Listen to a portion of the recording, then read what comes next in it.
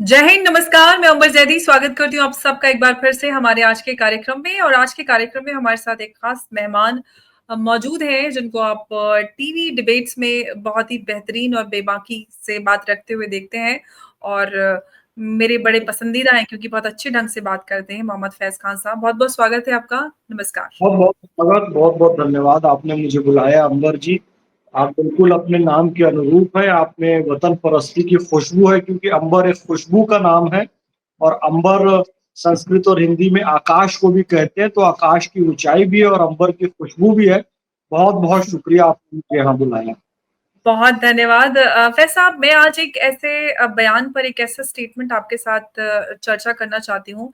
BJP की पूर्व सांसद साध्वी प्रज्ञा ठाकुर, जिनको मालेगांव केस में अक्विटल मिला है, उसके बाद वो अपने होम लैंड गई, बिहार, सॉरी, भोपाल। वहां पर उन्होंने प्रेस कॉन्फ्रेंस की और उसके बाद जो एक स्टेटमेंट सामने आया है वो ये कि उसमें उन्होंने आतंकवाद का रंग और मुसलमान को आतंकवाद बताया है। आतंकवाद का रंग हरा, और हरे से जो उनकी आगे मुराद वो पाकिस्तान और जो कुछ भी पहलगाम हिंसा हुई उससे वो उनका मकसद था। उस पूरे बयान के बाद से जो है बवाल काफी मच गया है। सबसे पहले तो ये कि मुसलमानों को आतंकवाद और आतंकवाद का रंग हरा, ये जो उनका बयान है, आप इसको एक मुसलमान के नाते किस तरह से देख रहे हैं? बिस्मिल्लाहिर्रहमानिर्रहीम। रब्बिश्रह ली सदरी व यस्सिर ली अमरी वाहलुल उक़दतम मिन लिसानी यफ़क़हू क़ौली। बिरादरान हिंद, अस्सलाम वालेकुम रहमतुल्लाहि व बरकातहू। भारत माता की जय, वंदे मातरम। अंबर जी, जो साध्वी प्रज्ञा सिंह ठाकुर जी हैं, वो सनातन की एक संत हैं। और संत के बारे में कहा गया है कि संत हृदय नवनीत समाना, कहा कबिन परिकही न जाना, निज परिताप द्रवई नवनीता, पर दुख द्रवही संत सुपुनीता। यानी कि संत का हृदय मक्खन के समान होता है, और दूसरों का कष्ट देखकर जैसे मक्खन पिघल जाता है, थोड़ी सी गर्मी पाकर जैसे मक्खन पिघल जाता है, उसी तरीके से दूसरों का कष्ट देखकर संत का हृदय भी पिघल जाता है।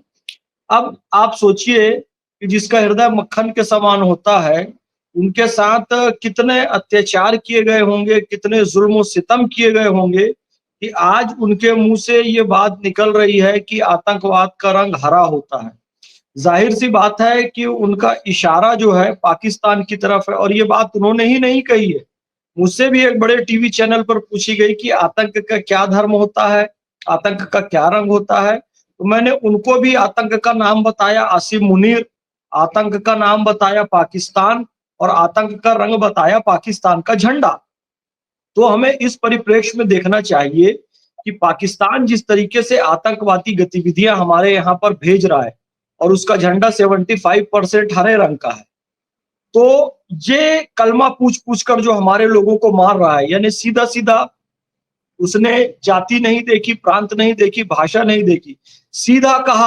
आसिम मुनीर ने 2 दिन पहले क्लियर उसने कहा कि मैं मुसलमान हूं, पाकिस्तान इस्लाम के बेस पर बना है, और हिंदू हमसे अलग है, इसलिए हम उनके साथ नहीं रह सकते। वो छोटे हैं, वो निकृष्ट हैं, और हम ऊंचे हैं।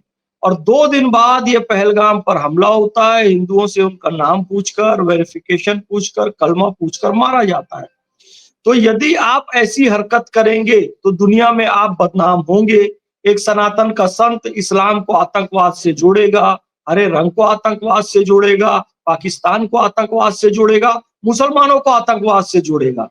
तो बजाय इसके कि साध्वी पर क्रोधित होने के, ऐसे आसिम मुनीर और ऐसे तत्वों को भारत में भी जो है, जो पाकिस्तान का सपोर्ट कर रहे हैं और पाकिस्तान के पोस्टर बॉय और पोस्टर गर्ल बनकर बैठे, नाम भी ले दूं तो चाहे वो मल्लिकार्जुन खड़गे हो, चाहे राहुल गांधी हो, चाहे नेहा सिंह राठौर हो, और ये पृथ्वीराज चौहान, भाई पृथ्वीराज चौहान का भी नाम लिया ठाकुर प्रज्ञा सिंह ठाकुर जी ने। तो पृथ्वीराज चौहान तो कोई मुसलमान नहीं है, वो तो हिंदू घर में ही पैदा हुए हैं। फिर भी देखो उनकी कितनी दुश्मनी है भारतीयता से और सनातन से। उन्होंने ये कहा कि भाई नफरत करना है तो ये हिंदुत्व से नफरत करो, नफरत करना है तो इस विचारधारा से नफरत करो। यानी कि हिंदुओं की, भारतीय संस्कृति की विचारधारा से वो नफरत करे, वो भी पाकिस्तान के पोस्टर बॉय बन गए। तो फिर सनातन के ऐसे संतों को कहना पड़ रहा है, तो ये बड़ी दुख की बात है। और हमें भी सोचना चाहिए इस बारे में कि कैसे मुस्लिम समाज में एक समाज सुधार आंदोलन लाए, जैसे ईसाइयों में आया, विच हंटिंग खत्म हुई, जैसे ईसाइयों में आया वो मुक्ति पत्र बेचना बंद हुआ, जैसे हिंदुओं में आया कि भाई बाल विवाह खत्म हुआ, विधवा पुनर्विवाह चालू हुआ, अस्पृश्यता खत्म हुई, महिला शिक्षा को बढ़ावा दिया गया, सती प्रथा खत्म हुई। तो हम क्यों नहीं ये जो इस्लाम के नाम पर, कुरान शरीफ के नाम पर, पैगंबर हजरत मोहम्मद सल्लल्लाहु अलैहि वसल्लम के नाम पर इन लोगों ने जो आतंकवादी संगठन बनाए हुए हैं, क्यों ना हम इन आतंकवादी संगठनों को खत्म करें, जो इस्लाम को बदनाम कर रहे हैं, हरे रंग को बदनाम कर रहे हैं, कि सनातन की एक महिला संत को भी कहना पड़ रहा है। तो ये जो बदनामी का कारण बन रहा है, हम ऐसे लोगों को खत्म करें। और रही बात हरे रंग की, हरा रंग तो इस प्रकृति का रंग है। आप सबको पता है कि दुनिया का सबसे हरा भरा देश भारत देश है, क्योंकि यहाँ गंगा यमुना सरस्वती है, कृष्णा कावेरी गोदावरी है, ब्रह्मपुत्र है, मध्य में नर्मदा मैया है, झेलम रावी सतलज झेलम चिनाव व्यास जैसी नदियां है। तो भारत तो पूरा हरा भरा है, पूरा हरा भरा है। और भारतीय ध्वज जो है शुरू से, प्राचीन काल से वो भगवे रंग का रहा है। आजादी के बाद हमने तिरंगा अपनाया तो उसमें भी भगवे रंग को ऊपर रखा। तो भगवा रंग ओज, त्याग, तपस्या, तेज, तितिक्षा, तत्व, तथ्य, तर्क, तरुणाई का प्रतीक है। और भगवा रंग रखने का हमारे देश में एक कारण भी है कि हमारा पूरा देश हरा है अंबर जी, मैं आपको बताऊं। तो ध्वज जो होता है ना, एक प्रतीक चिन्ह का भी काम करता है। जैसे हमारे यहाँ मंदिरों में या घरों में भगवा ध्वज लगाने की परंपरा प्राचीन काल से क्यों है? क्योंकि पूरा देश हरा भरा है। अब ऋषि मुनि जो जंगलों में तपस्या कर रहे हैं, पूरे जंगल हरे भरे हैं, तो अब उनको कोई चिन्ह बताना होगा कि भाई अमुक अमुक जगह आना, तो वहां हरा झंडा लगाने से काम नहीं चलेगा, क्योंकि पूरा ही देश हरा है। तो भगवा झंडा लगाने की परंपरा ही, भगवा के पीछे एक कारण ये भी है। तो हरा तो सारी प्रकृति का रंग है। जी, सऊदी अरब में बिल्कुल। रेत ही रेत होती थी, सूर्य तपता रहता था, पूरा सऊदी अरब केसरिया रंग का हो गया। तो वहां पर प्रतीक चिन्ह के लिए हरा झंडा लगाने की आवश्यकता हुई। तो दोनों ध्वजों का एक मतलब ये भी है, इस बात को हमें समझना चाहिए। लेकिन हरे रंग को जो आतंकवाद से जोड़ रहे हैं, उसके पीछे साध्वी जी की पीड़ा है, हमें उस पीड़ा को समझना चाहिए, मेरा ये कहना है। जी, फैज साहब, एक सवाल ये है कि इस पूरे बयान को लेकर जो खास तौर से उन्होंने कहा है कि मुसलमान आतंकवादी होता है, उसको लेकर विपक्ष भी काफी इस पे रिएक्शन दे रहा है, और मुस्लिम ऑर्गेनाइजेशन और सबकी तरफ से बयान सामने आ रहे हैं कि सारे मुसलमानों को आप आतंकवादी बताने की कोशिश कर रहे हैं। लेकिन आज जैसे कि आपने कहा कि उनका जो बयान है उसके दो परिप्रेक्ष्य, उसको दो तरह से देखा जाना चाहिए। एक तो जो सच्चाई है, जो पाकिस्तान ने भारत पे आतंकवाद फैलाया है पिछले लगभग 78-69 सालों से, उसको हमें देखने की जरूरत है। या आपको लगता है कि कहीं ना कहीं मुसलमानों को सिर्फ मुसलमान होने के नाम पर वर्गलाकर इस तरह से इमोशनल करके जो हमारा विपक्ष वो राजनीति करता है, क्या लगता है आपको मुसलमानों के बीच में ऐसा क्या किया जाए जो पहले वो सोचें कि आतंकवाद जो हमारे देश के साथ पाकिस्तान कर रहा है वो गलत है, और हमें कहीं ना कहीं उससे ऊपर उठकर देश के साथ जो हो रहा है उसके मद्देनजर ये सारी चीजों को देखने की आवश्यकता है? देखिए, बिल्कुल आप सही कह रही हैं, मैं आपके बयान से सहमत भी हूँ और आपने बहुत अच्छा पॉइंट ये उठाया है। मैं पहले विपक्ष से निवेदन करना चाहता हूँ कि आपको इस पर कोई रिएक्ट करने की आवश्यकता नहीं है। अंबर ज़ैदी एक ज़िम्मेदार मुसलमान है, मोहम्मद फैज़ खान एक ज़िम्मेदार मुसलमान है, और ऐसे बहुत सारे ज़िम्मेदार मुसलमान हैं, जो कि इस बयान को हैंडल करना जानते हैं और उसके पीछे क्या बात छुपी हुई है, हम उसको भी जानते हैं। विपक्ष क्या करेगा, इंस्टेंट ट्रिपल तलाक की तरह इसको गलत कॉन्टेक्स्ट में इसको दुनिया के सामने दिखाएगा। सीएए या यूसीसी या वक्फ अमेंडमेंट एक्ट, जहां-जहां मुसलमानों का लाभ था, वहां-वहां विपक्ष की एंट्री होते ही इन सब का राजनीतिकरण हो गया, पॉलिटिसाइज हो गया ये सारी चीजें। यहाँ तक कि हमारा जो इफ्तार का पाक और पवित्र वक्त होता है, जो शुद्ध इबादत का वक्त होता है, उसका राजनीतिकरण हो गया। मस्जिद विशुद्ध नमाज की जगह इबादत की जगह होती है, उसका राजनीतिकरण हो गया। टोपी इबादत का होता है, होती है, हिजाब इबादत का होता है। ये सारी चीजें जो हैं, जो हम इबादत में इस्तेमाल करते हैं, चाहे तस्बीह हो या कुरान शरीफ हो, इन सब का राजनीतिकरण हुआ। क्यों? क्योंकि ये तथाकथित धर्मनिरपेक्ष पार्टियां जो अभी विपक्ष में है, कभी सत्ता में थी, इन लोगों ने इस्लाम की इबादत की हर चीज का सियासीकरण किया। तो भाई मैं इनसे यही निवेदन करता हूं, आप इससे दूर रहें। आप मुसलमानों के शुभचिंतक बनकर सामने नहीं आए।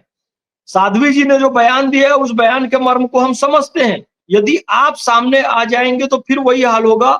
सच्चर कमेटी की रिपोर्ट 50 साल सत्ता में रहकर आप लाते हैं और बताते हैं मुसलमान शिक्षा में सबसे पीछे, सैनिटाइजेशन में सबसे पीछे, आर्थिक स्थिति में सबसे पीछे, सरकारी नौकरी में सबसे पीछे, तो सत्ता में आप ही रहे। और फिर अभी साध्वी के मुद्दे को आप ये हड़पने की कोशिश कर रहे हैं, फिर मुसलमानों को वर्गलाएंगे, बहकाएंगे। और जो मूल मुद्दा है ना अंबर जी, पाकिस्तान जो आतंकवाद यहाँ पर भेज रहा है, यहाँ डिप्लॉयमेंट कर रहा है, यहाँ टेररिस्ट डिपोर्ट कर रहा है, वो मुद्दा फिर पीछे रह जाएगा, वो मुद्दा फिर पीछे रह जाएगा। बांग्लादेशी लगातार यहाँ पर घुसते जा रहे हैं। विपक्ष क्या करता है? हमारे बंगाली भाइयों की आड़ में उन बांग्लादेशियों को बचाता है। ये बताइए, रविन्द्रनाथ ठाकुर जी का सम्मान हम करते हैं, हम बंकिम चंद्र चट्टोपाध्याय जी का सम्मान करते हैं, वंदे मातरम पढ़ते हैं, सचिन नाथ सान्याल का हम सम्मान करते हैं, नेताजी सुभाष चंद्र बोस का हम सम्मान करते हैं, बंगाल से तमाम क्रांतिकारी हुए, सबका सम्मान है। बंगाल भारत का एक बहुत प्रतिष्ठित राज्य है। लेकिन फिर मैं कहता हूं कि हम घरों में रविन्द्रनाथ टैगोर, बंकिम चंद्र चट्टोपाध्याय जी की तस्वीरें भी लगाते हैं, हम वंदे मातरम भी लिखा हुआ बोर्ड अपने घर में लगा लेते हैं। लेकिन याद रखिएगा कि रात भर छिपकली कीड़े मकोड़े खाती है और इन महापुरुषों की तस्वीरों के पीछे सुबह होते होते छुप जाती है। तो हमें उस छिपकली को निकालना है। तो ये कहते हैं कि बंगालियों पर अत्याचार होने लगा, यानी भाई हम रोहिंग्या और बांग्लादेशी को भगा रहे तो आप कहते हैं बंगालियों पर अत्याचार हो रहा। नहीं, बंगाल हमारा अभिन्न अंग है।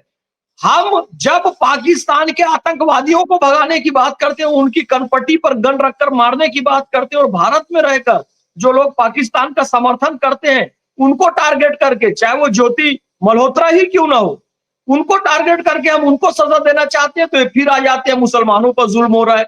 यानी कि आप मुसलमानों की आड़ में, बंगालियों की आड़ में ये घुसपैठियों को, आतंकवादियों को बचाना चाहते हैं।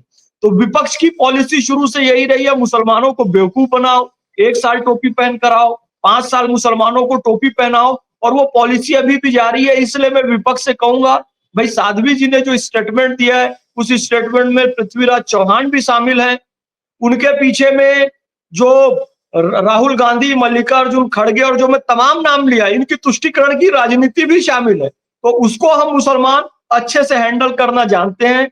फिर से हमको कैप्चर करके, हमारे ब्रेन को कैप्चर करके हमको वर्गलाने, बहकाने की कोशिश ना करें विपक्ष। बिल्कुल फैज़ साहब, विपक्ष का तो काम यही है, विपक्ष जब से देश आज़ाद हुआ तब से वो यही कर रहा है मुसलमानों के साथ। वो मुसलमानों की स्थिति क्या से क्या बना दी, ये हम सबके सामने है। लेकिन सवाल ये है कि विपक्ष का तो काम यही है, एक मुसलमानों को इस्तेमाल करना, लेकिन जो मुस्लिम ऑर्गनाइज़ेशंस हैं, जो मुसलमान समाज की एकदम बद-रहबर बनकर आगे रहती हैं, हर मुद्दे पर राय रखती हैं, आपको नहीं लगता कि कहीं न कहीं इन सारे मामलों में मुसलमानों को आगे लाने में, समझाने में कहीं पीछे रह गई हैं, उनका जो किरदार है वो अभी भी कम नज़र आता है कहीं न कहीं, जिसकी वजह से पूरे मुसलमान समाज पे और इस तरह के सवालात अक्सर उठते हैं। ये साध्वी प्रज्ञा ठाकुर का सवाल ये पहला नहीं है, और हम उसका पूरी तरह से हम उनको ये नहीं कह सकते अरे वो गलत बोल रही हैं, क्योंकि जो सारी चीज़ें ऑन रिकॉर्ड हैं, हम उसके आधार पर कैसे किसी को गलत बोल सकते हैं। जो कुछ हो रहा है, हमें कहीं न कहीं मुसलमानों को, जो अगर हम ये कहते हैं कि इस्लाम एक शांतिपूर्ण मज़हब है और मुसलमान शांतिपूर्ण तरीके से रहना जानता है, चाहता है, तो इस तरह की हिंसाओं को लेकर हमें खुलकर आने की ज़रूरत है। जो पहलगाम में हुआ 22 अप्रैल को, हम देखते हैं कि मुसलमान समाज जब कहीं फ़िलिस्तीन में या कहीं पे भी कुछ होता है तो सड़कों पे हम आ जाते हैं। लेकिन जब इस तरह की घटनाएँ होती हैं तो कहीं न कहीं हम अगर कहते हैं हम आतंकवाद के खिलाफ सड़क पर प्रदर्शन करना जानते हैं, तो ऐसी घटनाओं में हम क्यों पीछे रह जाते हैं? फिर सवाल उठते हैं हमारे ऊपर। देखिए, मुझे याद है जब मैं छोटा-सा था ना, तो हमारे घर में जब रात का शाम का खाना बनता था, तो हमारी जो मम्मी हैं वो टीचर थी और अब तो इस दुनिया में नहीं रही, अल्लाह उनको जन्नत नसीब करे। तो घर में जब भी शाम का खाना बनता था ना, तो हमको प्लेट में वो खाना निकाल के देती थी ढँक के, 2-3 जगह की वो घर बताती थी कि बेटा वहाँ दे आओ, वहाँ दे आओ, वहाँ दे आओ। तो हम लोग उनको खाना दे आते थे। फिर जब हम थोड़ा बड़े हुए ना, फिर समझ में आया कि भाई इस्लाम ये सिखाता है कि पहले अपने आस-पड़ोस जो है, 4 घरों में देख लो कोई भूखा तो नहीं है। तो उनको पता था कि इन-इन घरों में ज़रूरत है, वो बड़ी समझदार थी, हम तो बच्चे थे छोटे से, बस प्लेट में ले जाकर दे देते थे। तो पता ये चला कि वो ये नहीं देखती थी कि कौन-सा जाति है, कौन-सा धर्म है, उनको पता था कुछ घर में शाम को खाने की ज़रूरत होती है वो हमारे हाथ में दे देती थी। तो इस्लाम ये सिखाता है कि भाई पहले तो अपने पड़ोसी को देखो, दुख और तकलीफ में अगर है तो पहले उसकी सहायता करो, उसको खिलाओ, उसको दवाई की जरूरत है, कपड़े की जरूरत है, उसको दो। जब आपका आस पड़ोस ठीक हो जाए, यानी कि आपका इलाका ठीक हो जाए, उसके बाद आप बाहर के लोगों को देखो। तो इसको हम थोड़ा बड़े बड़े परिप्रेक्ष्य में देखें तो हम जिस इलाके में, यानी कि जिस हम देश में रहते हैं, हम जिस मुल्क में रहते हैं, जिस ममालिक में रहते हैं, वहां खुद इतनी सारी समस्याएं हैं। कश्मीर में हिंदू पीड़ित हो रहे हैं, मुर्शिदाबाद में हिंदुओं को निकाला जा रहा है, पूरा मुर्शिदाबाद खाली करवा दिया गया, केरल में बड़ी बुरी दशा है, दिल्ली जैसे शहर में हिंदुओं को अपने मोहल्ले से पोस्टर लगाना पड़ रहा है कि भाई ये मकान बिकाऊ है, और उसका कारण ये है कि कुछ कट्टरपंथी हम पर दबाव डालते हैं। तो हम पहले अपने देश की समस्या को देखेंगे ना, पहले उसको सुधारेंगे ना। भाई आपको घर कोई किराए से नहीं देते, आप कहते हो सब्जी कोई आपकी दुकान से नहीं खरीद रहा है या बहिष्कार कर रहे हैं, यार आप इस्लाम के मूल सिद्धांत के विपरीत काम कर रहे हो। पहले अपने देश में आपके भाई को जो समस्या है आप उसको नहीं देख रहे हो, गाजा जा रहे हो, फिलिस्तीन जा रहे हो, फिर कहते हो लोग हमको गालियां देते हैं, हमको देशद्रोही बोलते हैं, हरे रंग को अपशब्द कहते हैं। तो काम तो हमें सुधारना है ना।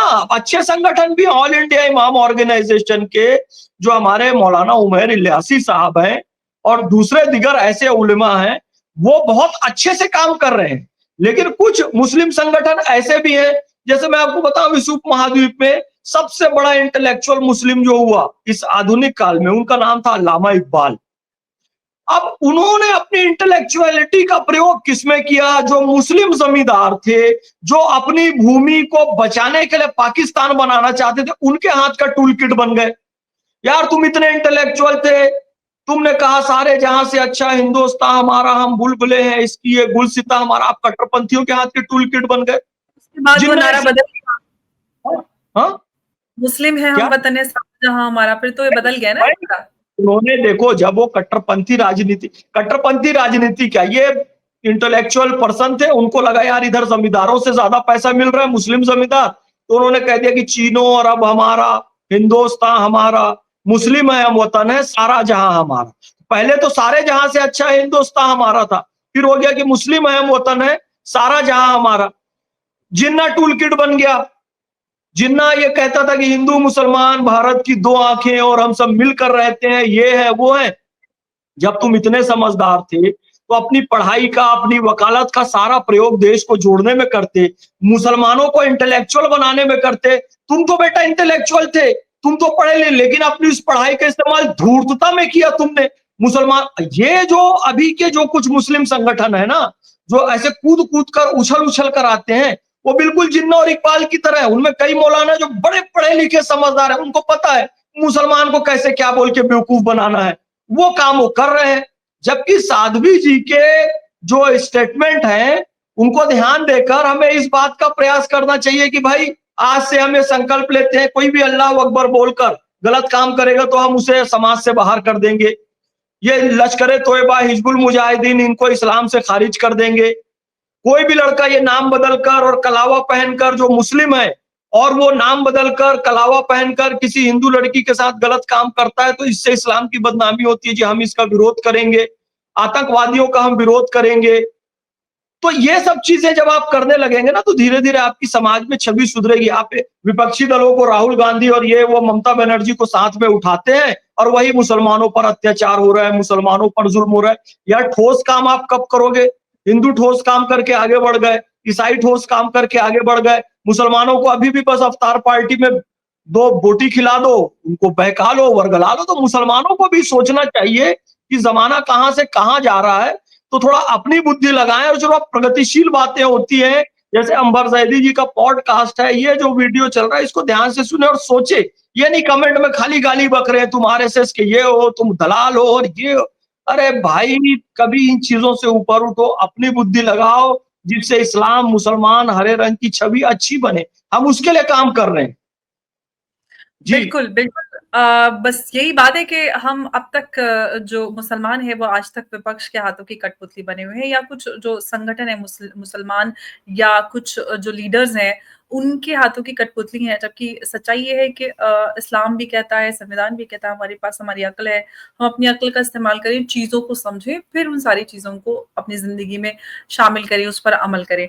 अब सवाल ये है कि मुसलमान इतने सालों से इन सारी चीजों में फंसा हुआ है, हम खुद को बड़ा विक्टिम समझते हैं, हमको लगता है कि हमारे ऊपर जुल्म हो रहा, सारा हर नाइंसाफी, हर गलत चीज हमारे साथ हुई है, स्टार्टिंग से ये लगता है। जबकि सच्चाई ये है कि मुसलमानों के पास क्योंकि बहुत सारे लोग ये कहते हैं कि इस्लाम पे जब भी आप चाहे लव जिहाद जैसे केसेस की, छांगुर बाबा जैसे केस की बात करें, या फिर इस तरह का कोई डिबेट शुरू हो जाए जब आतंकवाद पे सवाल खड़ा हो जाता है, तो यही बहस आती है विपक्ष की तरफ से भी और मुस्लिम ऑर्गेनाइजेशन की तरफ से भी, मुसलमान और इस्लाम पर हमला हो रहा है, खतरे में है। आपको क्या वाकई में लगता है कि इस देश में मुसलमानों पर कुछ जुल्म हो रहा है, मुसलमान खतरे में है, सुरक्षित नहीं है भारत में? मुसलमान 3 टाइम मजे से यहाँ पर खाना खाता है, इज्जत पाता है, बिजनेस भी कर रहा है, नौकरी भी कर रहा है, छत भी मिली हुई है, अस्पताल भी मिले हुए हैं, स्कूल कॉलेज भी मिले हुई है। इतनी सुविधा है कि आप कुछ भी नहीं करोगे ना, तो सरकार की इतनी योजना है कि आपके बच्चे का जन्म भी हो जाएगा, आपको घर भी मिल जाएगा, आपको राशन भी मिल जाएगा, आपको स्कूल भी मिल जाएगी और बिल्कुल फ्री मिल जाएगा। और इतनी स्वतंत्रता इस देश में हिंदू बहुसंख्यक मिली, इतना तुष्टीकरण किया कि भारत का एक हिस्सा तक इस्लामी राष्ट्र बना दिया, भारत का दूसरा हिस्सा भी इस्लामी राष्ट्र बना दिया, पाकिस्तान और बांग्लादेश। सबसे ज्यादा मस्जिदें भारत में, सबसे ज्यादा मुसलमान भारत में, मैं तो इंडोनेशिया से भी पार कर गए। सबसे ज्यादा सजदा मुसलमान कहीं करता है तो भारत की भूमि पर करता है। अभी भी दुखी हो तो इसको अल्लाह का नाशुक्रा कहते हैं, कि तुम थैंकलेस टुवर्ड अल्लाह, तुम अल्लाह के प्रति नाशुक्रे हो, थैंकलेस हो। और तुम थैंकलेस रहोगे तो तुमसे वो चीजें भी छीन ली जाएंगी। और तुम इतने दुखी अपने आप को कहते हो कि मुसलमान दुखी है भारत में, तो थोड़ा दिन गाजा में रहकर आ जाओ।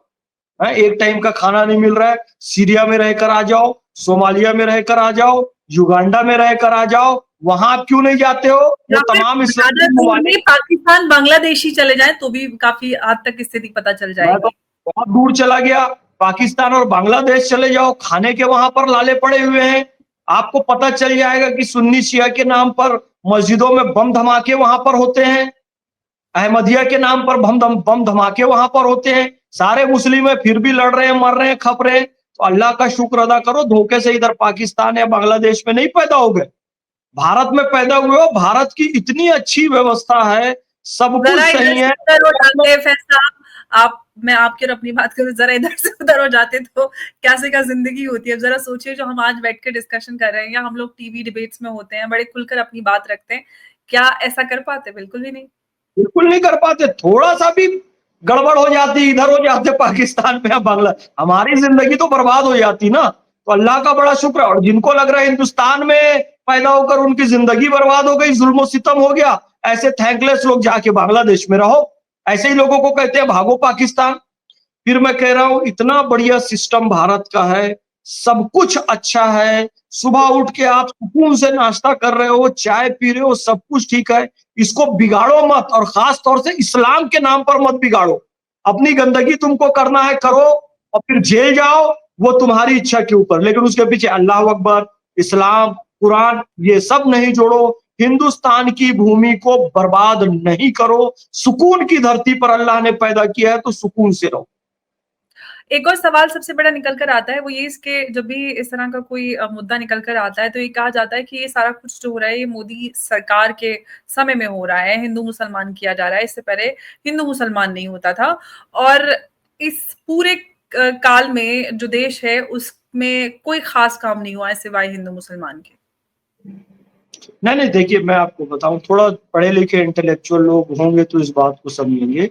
एक संक्रमण काल होता है, ट्रांजिशन फेज होता है। मैं आपको संक्रमण काल बता देता हूं क्या होता है। जैसे कि साल में एक बार जैसे दीपावली आई, तो 4-5 दिन साफ सफाई घरों की जाती है। तो जो 4-5 दिन होता है ना साल का, उसको संक्रमण काल बोलते हैं।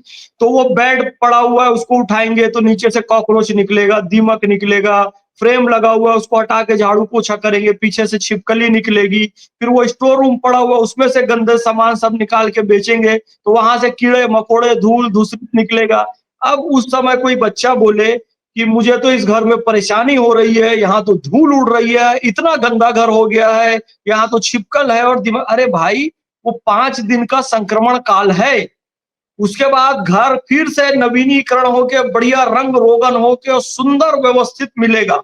तो हमारे देश में पिछले 65 साल से 50 60 70 साल से कीड़े मकोड़े गंदगी सारी जमी हुई थी। यहां तक कि पिछली सरकारें ये कहती थी, कुछ नेताओं के स्टेटमेंट है कि मुसलमान गंदगी में पड़ा है तो उसको पड़े रहने दो, वो नहीं चाहता सुधार तो मत करो, उसको एक प्लेट बिरयानी दो और चुपचाप वो गंदगी में पड़ा है उसको पड़े रहने दो। अब मोदी जी ने क्या किया कि नहीं भाई, मुसलमान गंदगी में क्यों पड़ा रहेगा, मुसलमान को भी मुख्य धारा पर लेकर आओ। हिंदुओं में जो कुप्रथाएं थी मुसलमानों में भी है, तो उसको समाप्त करो। इंस्टेंट ट्रिपल तलाक इस्लाम का अंग नहीं है जी, उसको खत्म कर दो। यूसीसी लेकर आ जाओ, वक्फ अमेंडमेंट लेकर आ जाओ। मुसलमानों की जमीन का लाभ मुसलमानों को ही नहीं मिल रहा है, ये कांग्रेस समाजवादी वाले खा रहे हैं, चंद मुस्लिम ठेकेदार खा रहे हैं, मुसलमानों को वास्तविक लाभ वक्फ। तो ये सब किया वक्फ को लेके, इंस्टेंट ट्रिपल तलाक को लेके, यूसीसी को लेकर। तो ये ट्रांजिशन फेज है, यानी कि घर की साफ सफाई चल रही है, उसमें आप ये कहो कि बड़े परेशानी हो रही है, तो भाई इसके पहले तुमने घर साफ ही नहीं किया, अब सफाई हो रही है तो दिक्कत हो रही है। मोदी जी के शासनकाल में मैं आपको बताऊं, प्रधानमंत्री आवास योजना का लाभ मुसलमानों को औसत से ज्यादा मिला है, उज्ज्वला गैस योजना का लाभ औसत से ज्यादा मिला है, मुद्रा योजना का लाभ औसत से ज्यादा मुसलमानों को मिला है। आप खाता जो खुला है सबका, उसमें औसत से ज्यादा मुसलमानों के खाते खुले। आप तमाम योजनाएं उठाकर देख लीजिए। लेकिन विपक्ष ने एक नैरेटिव सेट कर दिया है कि मोदी मुसलमान विरोधी है। जैसे ही आप सुधार का कोई कार्य करते हैं, उसको इस्लाम से जोड़कर, इस्लाम विरोध से जोड़कर ये लोग काम ये सोचने लगते हैं। लेकिन मैं आपको बताऊं, जैसे मैं कई चैनल पे भी बात बोल चुका हूं कि जब हम छोटे थे, हमें याद है हमारे मोहल्ले में तकरीर होती थी, तो मौलाना साहब आते थे, कहते थे कि टीवी शैतान का डिब्बा है, चलो तुम अल्लाह के बंदे हो, ये शैतान को खत्म करो, अपने घर से टीवी लेकर आओ। अरे यहाँ शैतान के तक डिब्बे में सारे मौलाना बैठे नजर आते हैं। बस आपने आपने बात पकड़ ली, और आज सारे मौलाना शैतान के डिब्बे में बैठे हैं। कह रहे मेरे चैनल को सब्सक्राइब करो, लाइक करो, फॉलो करो, स्टार भेजो हमें आर्थिक से। वही शैतान के डिब्बे में बैठ के सारा काम कर रहे हैं। मेरे कहने का ये मतलब है, अभी संक्रमण का काल है। मुसलमानों को लग रहा है कि उनके ऊपर जुल्म सितम हो रहा है। जैसे बाद में उनको समझ में आया कि टीवी, मोबाइल या फिर कम्युनिकेशन के जो दूसरे मीन है, ये बहुत फायदेमंद भी होते हैं। आने वाले समय में उनको समझ में आएगा कि मोदी जी जो कुछ भी कर रहे हैं, वो उनके लिए फायदे की चीज है। हो सकता है 5 साल बाद समझ आए, 10 साल बाद समझ आए, लेकिन इस ट्रांजिशन फेज को हमको समझना होगा। ये बात है। एब्सोल्युटली। और इस पूरे फेज में जो हम इस ट्रांजिशनल फेज से गुजर रहे हैं, देश बदल रहा है, देश मजबूत हो रहा है, हर स्तर पर देश आगे बढ़ रहा है मजबूती से। तो ऐसे में बहुत जरूरी है कि जब पूरा देश इस भागीदारी में साथ दे रहा है, तो जहां कहीं भी अगर हमें सामाजिक स्तर पर लगता है कि बदलावों की जरूरत है, तो हमें खुद को पीछे नहीं रखना चाहिए। क्योंकि अगर हम खुद को पीछे रख रहे हैं तो इसमें किसी और का नुकसान नहीं है, नुकसान सिर्फ और सिर्फ मुसलमान समाज का है। और जो कि स्थापित भी है कि मुसलमान पीछे रखा गया है और मुसलमान समाज का ही नुकसान है। आज अगर मुख्य धारा से जोड़कर मुसलमानों को आगे लाने की कोशिश की जा रही है, तो हम भी थोड़ा उस जिम्मेदारी को समझते हुए जो बदलाव जरूरी है उनको हम लेकर आए और अपने देश और समाज को मजबूत बनाएं। ऐसा बहुत बहुत आपका धन्यवाद हमारे साथ आज की इस अहम चर्चा में जुड़ने के लिए। नमस्कार, जय हिंद, जय भारत। जय हिंद। जय